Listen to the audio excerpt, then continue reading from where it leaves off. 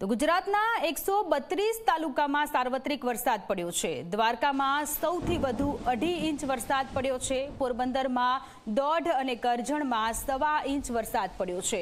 જાંબુઘોડામાં પણ 1.25 ઇંચ વરસાદ વરસ્યો। કલ્યાણપુર અને ભરૂચમાં પણ 1 ઇંચ વરસાદ પડ્યો છે।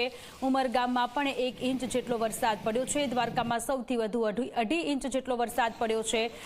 ઘણા બધા નીચાણવાળા વિસ્તારોમાં પાણી ભરાઈ ગયેલા છે। સૌરાષ્ટ્રમાં ઘણા બધા જિલ્લાઓમાં રેડ એલર્ટ અત્યારે આપી દેવામાં આવ્યું છે। ગુજરાતમાં અત્યાર સુધીમાં 132 જેટલા તાલુકાઓમાં સાર્વત્રિક વરસાદ વરસ્યો છે। ઉમરગામમાં 1 ઇંચ વરસાદ પડ્યો છે। દેવભૂમિ દ્વારકામાં સામેલાધાર વરસાદ પડ્યો છે। જગતના તાતમાં ખુશીનો માહોલ જોવા મળી રહ્યો છે, પરંતુ આ સાથે વરસાદી પાણી સ્થાનિક લોકો માટે આફત લઈને આવ્યું છે, કારણ કે રોડ રસ્તાઓ અત્યારે જળમગ્ન થયેલા છે। જાંબુઘોડામાં પણ 1.25 ઇંચ જેટલો વરસાદ પડ્યો છે।